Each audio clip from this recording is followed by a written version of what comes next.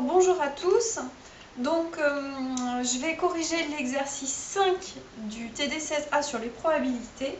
Première question, donc dans cet exercice, on a une usine 1 qui produit N1 pièces avec un procédé A et M1 pièces avec un procédé B. Et une deuxième usine, appelée usine 2, qui produit N2 pièces avec le procédé A et M2 pièces avec le procédé B. Et on vous dit, on choisit au hasard une de ces deux usines et on teste au hasard une pièce de sa production et on demande quelle est la probabilité pour que la pièce testée vienne de l'usine 1, sachant qu'elle est fabriquée avec le procédé A. Alors, je vous suggère déjà de faire un petit dessin pour fixer les choses en premier. Donc, on sait qu'on a deux usines, donc on peut imaginer, ça c'est par exemple l'usine 1, vous l'appelez comme vous voulez, ça c'est l'usine 2. Et chacune de ces deux usines produit des pièces avec deux procédés différents, procédé A et procédé B. Alors par exemple, je peux faire des couleurs, utiliser des couleurs. Donc ça c'est les pièces avec le procédé A en rouge et en bleu par exemple le nombre de pièces fabriquées avec le procédé B. Et donc on vous dit c'est N1 pièces avec le procédé A pour l'usine 1. Donc ici on a N1 pièces. M1 pièces avec le procédé B dans l'usine 1. Et N2 pièces dans l'usine 2 avec le procédé A, et M2 pièces dans l'usine 2 avec le procédé B. Voilà. Et on choisit au hasard, donc on vous dit on choisit au hasard l'une de ces deux usines. Donc comme il y a décrit au hasard, ça veut dire que on choisit au hasard uniformément une de ces deux usines. Donc on a une chance sur deux de choisir l'usine 1 et une chance sur deux de choisir l'usine 2.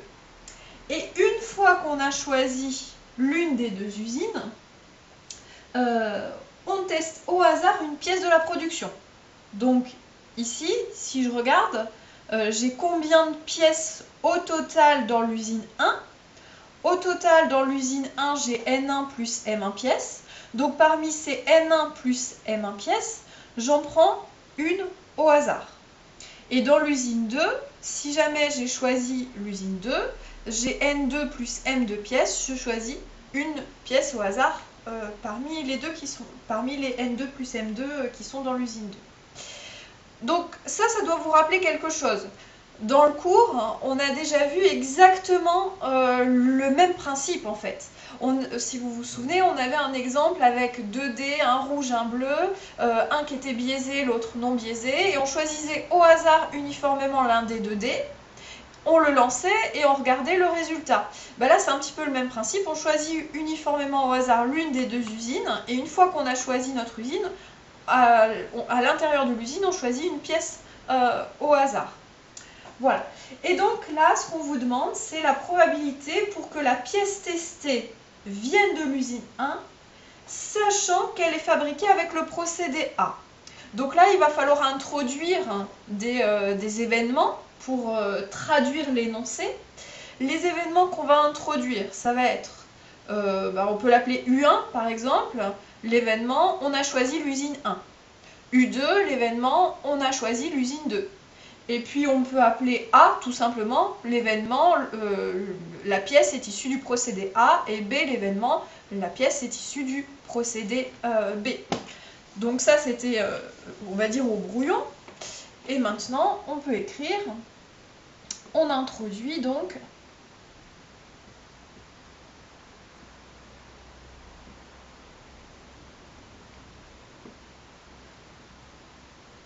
les événements suivants. Donc on a dit U1 c'est l'usine, on a choisi l'usine 1.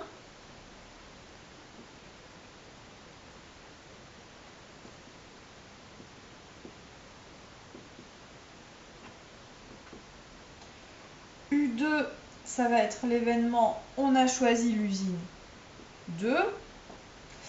Et les événements A, la pièce choisie, donc pour l'événement A, la pièce choisie est issue du procédé A, et l'événement B, la pièce choisie est issue du procédé B. Voilà. Et donc dans l'énoncé, on vous dit, on cherche du coup la probabilité que la pièce testée vienne de l'usine 1, P de U1, sachant qu'elle est fabriquée avec le procédé A. Sachant A. Voilà. Donc ça, c'est la quantité qu'on recherche. Maintenant, à partir de ça, il faut traduire l'énoncé. Traduire l'énoncé. Comment est-ce que... qu'est-ce qu'on connaît dans l'énoncé? On sait qu'on a dit au départ, on choisit l'une des deux usines au hasard. Donc, uniformément au hasard. Donc, on sait que P de U1 égale P de U2 égale 1,5. Donc,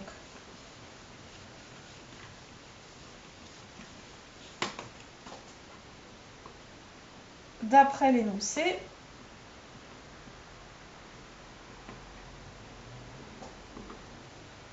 donc on sait que P de U1 égale P de U2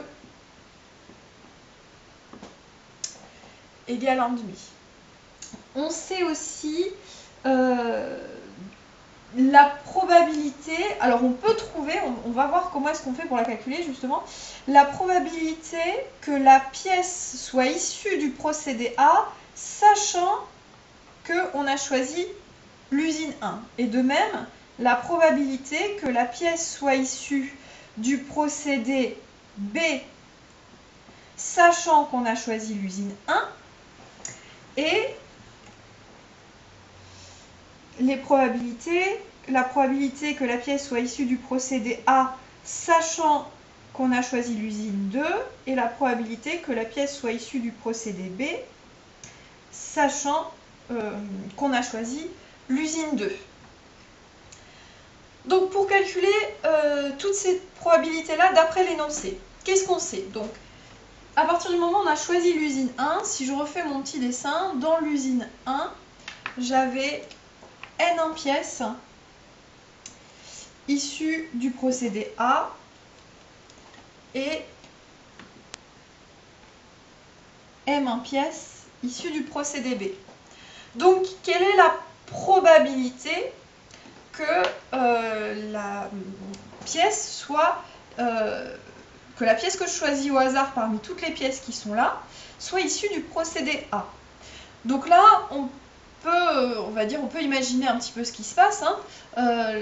On prend la pièce qu'on choisit, on la choisit uniformément au hasard.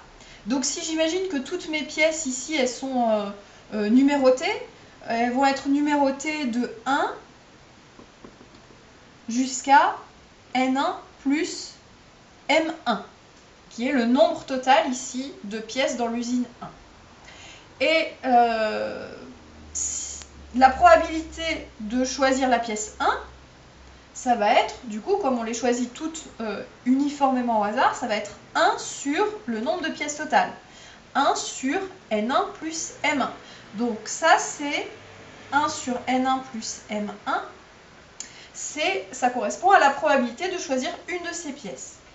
La probabilité de choisir une pièce avec le procédé A, du coup, ça va être le nombre de pièces faites avec le procédé A divisé par le nombre de pièces totales. Donc, ça va nous donner N1 divisé par N1 plus M1. Par un raisonnement similaire, le nombre de pièces faites avec le procédé B, sachant qu'on a choisi l'usine 1, ça va être M1 divisé par N1 plus M1. puis, on fait pareil avec l'usine 2. À ce moment-là, la probabilité que la pièce soit issue du procédé A, sachant qu'on avait choisi l'usine 2, ça va être N2 sur le nombre total de pièces dans l'usine 2, c'est-à-dire N2 plus M2. Et pour l'usine B, c'est pour le procédé B, sachant qu'on a choisi l'usine 2, c'est M2 sur N2 plus M2. Voilà, donc là, première étape, qui a déjà demandé un petit peu de temps. Avant de chercher à répondre à la question, on traduit l'énoncé. Maintenant que j'ai traduit l'énoncé, il faut répondre à la question. Donc ça, si vous voulez, c'est un petit peu comme dans une... À chaque fois qu'on fait une preuve, on part des hypothèses, on énonce les hypothèses. Ça, c'est toutes mes hypothèses, en fait, tout ce que je sais d'après l'énoncé. Et il faut avoir aussi en tête la conclusion. La conclusion, ce à quoi on veut aboutir, c'est de connaître la probabilité que la pièce testée vienne de l'usine 1, sachant qu'elle est fabriquée avec le procédé A. Voilà, alors là, pour ça, on connaît toutes ces probabilités-là, et il faut en déduire celle-ci maintenant à la place. Alors, ici, vous voyez, on connaît la probabilité de A sachant U1, et on veut la probabilité de U1 sachant A. Donc là, quand vous voyez quelque chose comme ça, il faut tout de suite penser à la définition, si vous voulez, de la probabilité conditionnelle. On peut facilement exprimer l'une en fonction de l'autre, ou même directement en utilisant la formule de Bayes. Si on veut refaire, on va dire, le détail de la preuve, de toute façon, la définition de ça, c'était la probabilité de A et U1 divisé par la probabilité de A. Et là, la probabilité de A et U1, c'est aussi la probabilité de A sachant U1 multiplié par la probabilité de U1. Là, j'ai reprouvé, on va dire, une partie de la formule de Bayes en utilisant uniquement la définition, finalement, de probabilité conditionnelle. Donc celle-ci, je la connais. Probabilité de U1, je la connais aussi.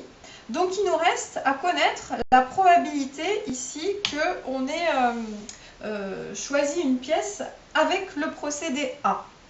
Alors comment est-ce que je peux faire c'est le dénominateur de la formule de Bayes, vous savez qu'on le retrouve à l'aide de la formule des probabilités totales. Donc là, pour trouver la probabilité de A, je vais utiliser tout simplement la formule des probabilités totales. Donc, probabilité de A, ou sinon on peut refaire la preuve pour la probabilité de A de toute façon, c'est la probabilité de ici. En fait, j'ai deux événements, U1 et U2, et je connais les probabilités de A, sachant U1 et sachant U2. Et il se trouve que U1 et U2, ils forment un système complet d'événements. Soit je choisis l'usine 1, soit je choisis l'usine 2. Je ne peux pas à la fois choisir l'une et l'autre, et en plus, c'est les seuls choix possibles. Donc, les événements U1 et U2 forment un système complet d'événements. Et la probabilité de A, du coup, ça va être la probabilité de A inter U1, qui est égal à ça, plus la probabilité de A inter U2 qui est égale à la même chose lorsque je remplace un 1 par un 2. Donc ici, au niveau de la rédaction, on peut écrire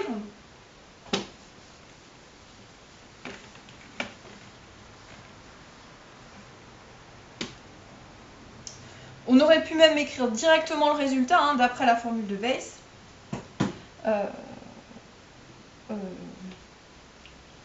Égal, je vais mettre directement le résultat, donc P de A sachant U1 fois P de U1, attention à ne pas oublier cette quantité-là, divisé par P de A sachant U2, sachant la même chose, puis après je rajoute, donc P de A sachant U1 fois P de U1, plus P de A sachant U2 fois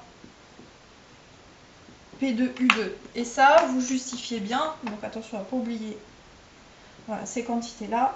Ça, c'est d'après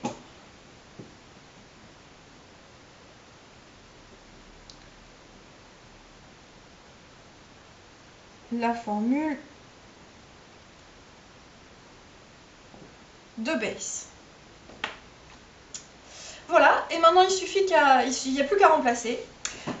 Et donc toute cette partie-là, j'ai reprouvé une partie de la formule de Bayes, mais vous pouviez l'utiliser directement. Et je rappelle, pour retrouver ici ça, de là à là, j'ai pas appris par cœur la formule en fait.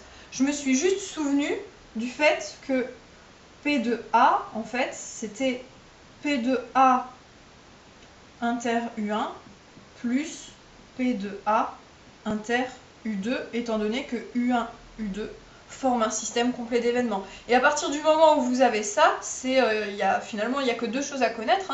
Pour retrouver la formule de Bayes, il faut penser à notre système complet d'événements et connaître par cœur la définition de probabilité conditionnelle. À partir de la définition de probabilité conditionnelle et de ça, vous arrivez à retrouver la formule de Bayes. Donc, ça c'était comment je passe de là à là. Et maintenant, il n'y a plus qu'à appliquer notre formule et remplacer par les valeurs numériques. Égale.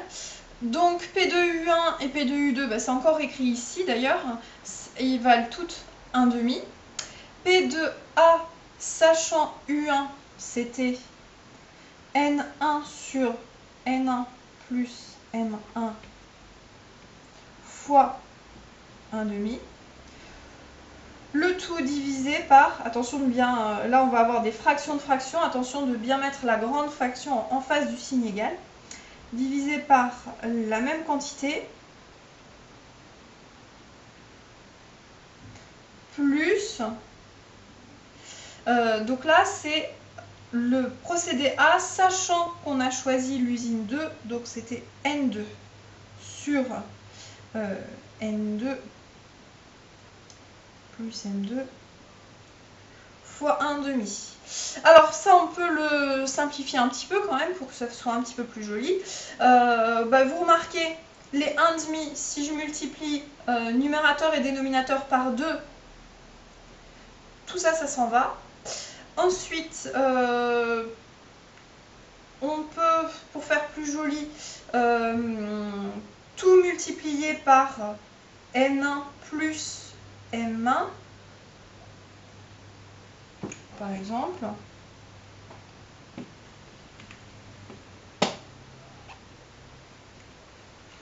Donc ici, je réécris égal N1 sur N1 plus M1 divisé par N1 sur N1 plus M1 plus N2 sur N2 plus M2 égale, donc ça va faire N1, si j'essaie de simplifier, multiplié par N1 plus M1,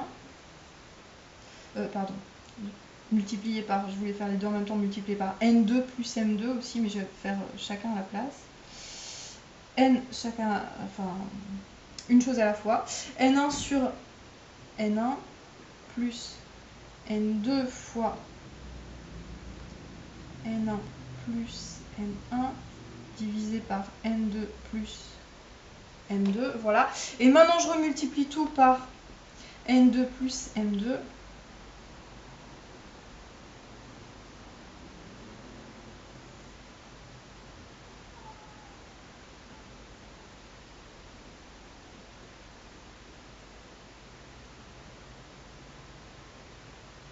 Voilà, et ça nous donne donc le résultat.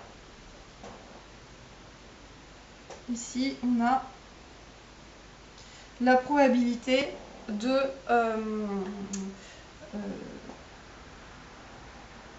U1 sachant A.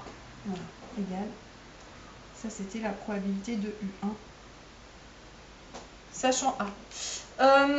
Il faut toujours avoir un petit peu de recul par rapport à ce que vous écrivez. Le résultat, c'est une probabilité. Elle doit être forcément positive et elle doit être forcément inférieure à 1.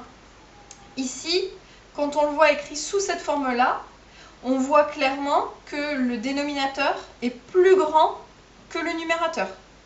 Donc on aura bien ici une probabilité, on aura bien quelque chose d'inférieur à 1. Si vous obtenez autre chose, enfin si vous obtenez quelque chose qui est évidemment plus grand que 1, c'est qu'il y a une erreur quelque part. Et à ce moment-là, il faut trouver d'où vient votre erreur. Voilà, donc ça c'était pour la question 1. Dans la vidéo suivante, je traiterai la question 2, mais voilà pour juste la question 1. J'espère que ça a été clair. Si jamais vous avez des questions, n'hésitez pas à les poser en commentaire, en indiquant dans vos commentaires, par exemple, le moment de la vidéo, la minute de la vidéo qui a posé problème. Voilà, merci pour votre attention et à bientôt.